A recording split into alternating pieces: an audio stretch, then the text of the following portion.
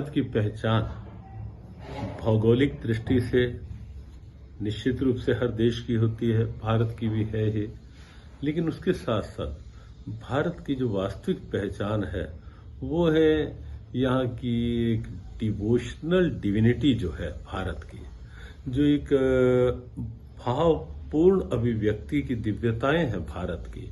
वो अनेक महापुरुषों के माध्यम से हुई, वो अनेक संतों के ऋषियों के माध्यम से हुई, वो तीर्थों के माध्यम से हुई।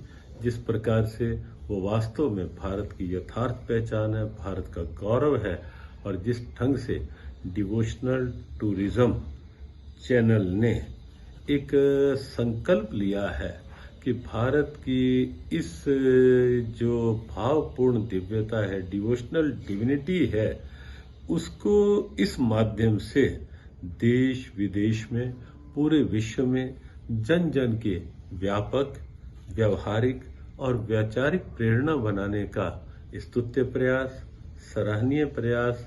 इस प्रयास के लिए डिवोशनल टूरिज्म को हमारी बहुत बहुत हार्दिक शुभकामना, मंगल कामना। ओम शांति। हरियाणा वैदिक सभ्यता और सिंधु घाटी सभ्यता का मुख्य निवास स्थान रहा है। विदेशी आक्रमणकारियों द्वारा दिल्ली पर अधिकार के लिए ज़्यादातर युद्ध हरियाणा की धरती पर ही लड़े गए। तरावड़ी के चर्चित युद्ध के अतिरिक्त पानीपत के मैदान में भी 3 युद्ध ऐसे लड़े गए जिन्होंने भारत के इतिहास की दिशा ही बदल दी। महाभारत का पौराणिक युद्ध हरियाणा के कुरुक्षेत्र में ही हुआ था।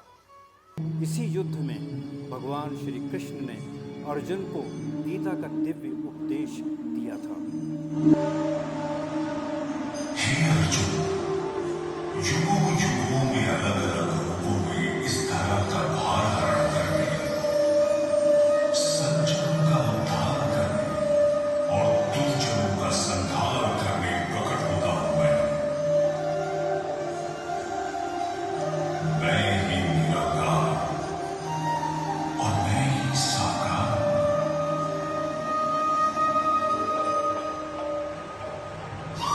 मैं ही सृष्टि करता और सृष्टि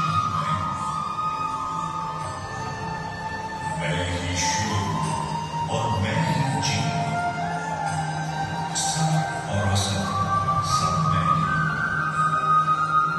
सब में मैं ही, सब मुझसे। आज अपने YouTube चैनल डिवोशनल टूरिज्म के माध्यम से आपको धर्म क्षेत्र कुरुक्षेत्र की यात्रा पर ले चलते हैं। आप कृपया पहले अपने चैनल को सब्सक्राइब कर लें, फिर आगे बढ़ते हैं।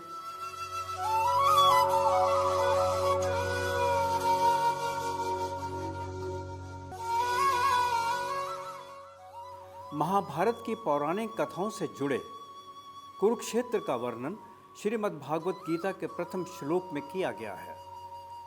इसीलिए कुरुक्षेत्र को धर्म क्षेत्र कहा जाता है। कौरवों और पांडवों के पूर्वज राजा कुरु द्वारा यहाँ विशाल सरोवर का निर्माण कराए जाने से कुरु के क्षेत्र के रूप में प्रसिद्ध इस क्षेत्र को कालांतर में कुरुक्षेत्र कहा जाने लगा।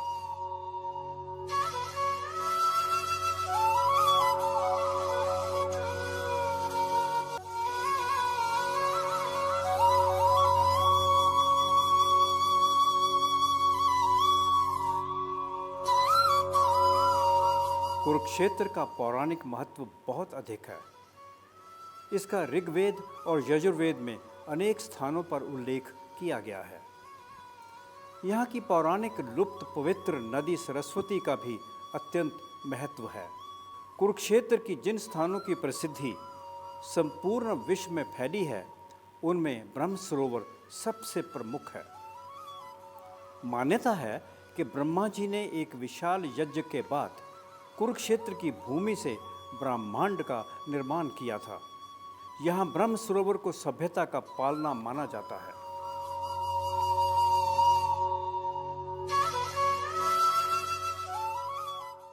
ब्रह्म सरोवर का उल्लेख महाभारत में भी आया है। युद्ध के समापन के दिन दुर्योधन ने खुद को पानी में छुपाने के लिए इसका इस्तेमाल किया था। सरोवर के भीतर भगवान शिव को समर्पित एक मंदिर है जहां एक छोटे पुल से पहुंचा जा सकता है। प्रत्येक वर्ष नवंबर के अंतिम सप्ताह और दिसंबर के शुरुआत में गीता जयंती समारोह के दौरान सरोवर के जल में तैरते जलते दीपकों का दृश्य मनमोहक होता है।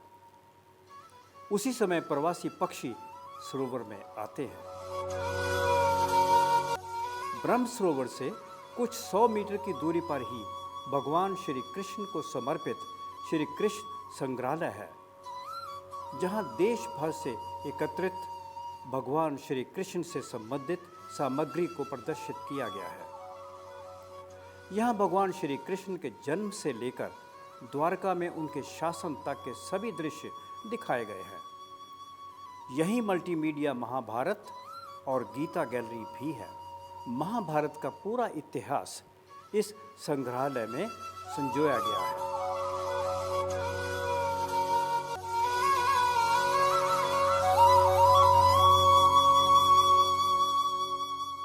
यहाँ गीता मनीषी परम पूज्य महामंडलेश्वर स्वामी ज्ञानानंद जी महाराज सरीखे संत श्रद्धालुओं को पवित्र गीता के संदेशों, उपदेशों और आदेशों से अवगत करा रहे हैं।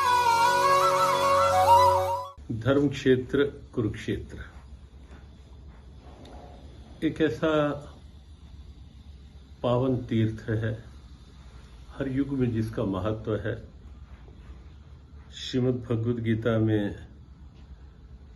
प्रारंभ में ही कुरुक्षेत्र के साथ धर्म क्षेत्र शब्द आया। ब्रह्मा जी की उत्तर वेदी के रूप में कुरुक्षेत्र जाना गया। इतना ही नहीं, कुबेर की धरा के नाम से भी ये प्रसिद्ध रही और कुरु राजा की तपह स्थली, जहां से ये निश्चित हुआ कि महाभारत का युद्ध हस्तिनापुर क्षेत्र की अपेक्षाकृत यहां इस धरा पर हो, क्योंकि इस धरा की दिव्यता के कारण कुरु को ये वर मिला था कि इस धरा पर मृत्यु को प्राप्त हुआ व्यक्ति, वीर गति को प्राप्त हुआ व्यक्ति मोक्ष को प्राप्त होगा, और इसीलिए इस धरा को मोक्ष धरा भी कहा जाने लगा।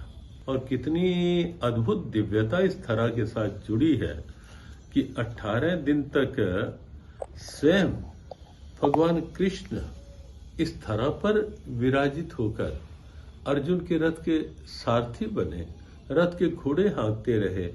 जिस धरा पर स्वयं भगवान विराजित रहे हों रथ सारथी के रूप में, उस धरा की गरिमा, उस धरा की महिमा, उस धरा का जो एक भाव है वो कितना दिव्य है, ये अनुमान लगाना कठिन नहीं होना चाहिए। और इसीलिए हमें लगता है कि कुरुक्षेत्र भाव श्रद्धा की दृष्टि से भी एक अनूठी धरा है, और साथ ही साथ पर्यटन की दृष्टि से भी यहाँ पर्यटकों के लिए बहुत अच्छे भाव हैं। इसीलिए आओ, भगवद गीता का जहाँ से प्रारंभ हुआ धर्म क्षेत्र कुरुक्षेत्र से उस धरा को अपने भावों के साथ जोड़ें, कुरुक्षेत्र आए, कुरुक्षेत्र की दिव्यता का आनंद पाएं, लाभ पाएं। कुरुक्षेत्र में कैथल मार्ग पर श्री कृष्ण संग्रहालय के पास सन्निहित सरोवर है। मान्यता है कि महाभारत युद्ध के बाद पांडवों ने सभी देवताओं की मुक्ति के लिए यहाँ पिंडदान किया था। कुरुक्षेत्र में भद्रकाली मंदिर 52 शक्तिपीठों में से एक है। माता सती की देह के 52 खंडों में से एक खंड एड़ी यहाँ गिरी थी। इस शक्तिपीठ की शक्ति सावित्री और भैरव स्थानु हैं। भद्रकाली मंदिर के पास ही स्थानेश्वर महादेव मंदिर भी स्थित है। भगवान शिव को समर्पित ये मंदिर कुरुक्षेत्र के अति प्राचीन मंदिरों में से एक है। मान्यता है कि भगवान शिव की शिवलिंग के रूप में पहली बार पूजा इसी स्थान पर हुई थी। इसलिए कुरुक्षेत्र की यात्रा इस मंदिर में दर्शन पूजन के बिना अधूरी मानी जाती है। लोक मान्यता ये भी है कि युद्ध से पूर्व श्री कृष्ण ने अर्जुन समेत यहाँ भगवान शिव की उपासना कर आशीर्वाद लिया था।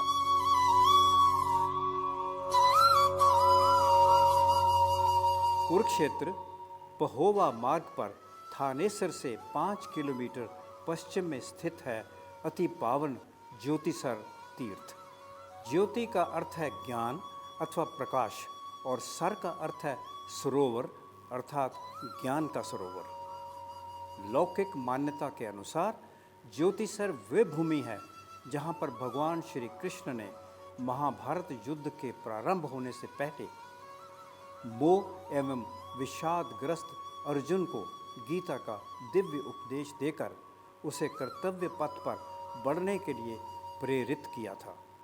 सरोवर के तट पर वह अक्षय वट स्थित है जो भगवान श्री कृष्ण द्वारा अर्जुन को दिए गए गीता के उपदेश का साक्षी है।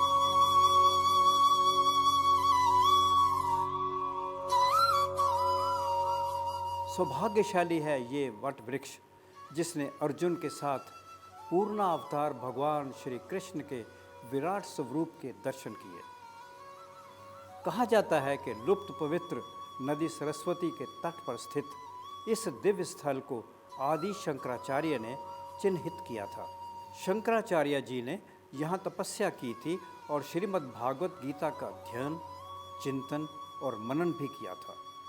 सर्वप्रथम कश्मीर के राजा ने 1850 में यहाँ भगवान शिव को समर्पित एक मंदिर ज्योतिश्वर महादेव की स्थापना की थी। सन 1924 में दरभंगा के महाराजा ने दिव्य वट वृक्ष के चारों ओर पक्के चबूतरे का निर्माण करवाया था। सन 1967 में कांची कामाकोठी पीठ के शंकराचार्य जी के प्रयासों से यहाँ श्री कृष्ण अर्जुन रथ और आदि शंकराचार्य जी के मंदिर का निर्माण हुआ था। दिव्य वट वृक्ष के निकट खड़े होकर श्रद्धालु स्वयं को महाभारत काल से जुड़ा पाते हैं। उसे अपने सामने श्री कृष्ण द्वारा अर्जुन को उपदेश दिए जाने का दृश्य भी साकार होता प्रतीत होता है।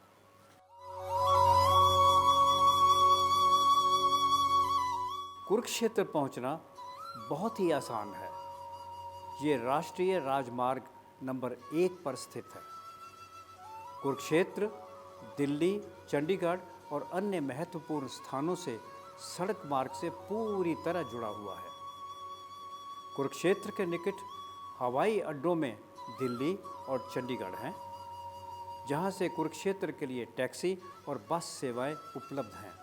कुरुक्षेत्र में रेलवे जंक्शन है जो देश के लगभग सभी कस्बों और शहरों के साथ साथ देश की राजधानी दिल्ली से जुड़ा है। यदि आपको धर्म क्षेत्र कुरुक्षेत्र तीर्थ यात्रा में आनंद आया हो तो कृपया वीडियो को अपने परिजनों, मित्रों के साथ अवश्य शेयर करें। कमेंट बॉक्स में जाकर अपने विचार व सुझाव साझा करना ना भूलें, ताकि हम ऐसी तमाम आने वाली यात्राओं को और अधिक ज्ञानवर्धक व रुचिकर बना सकें। जय श्री कृष्णा।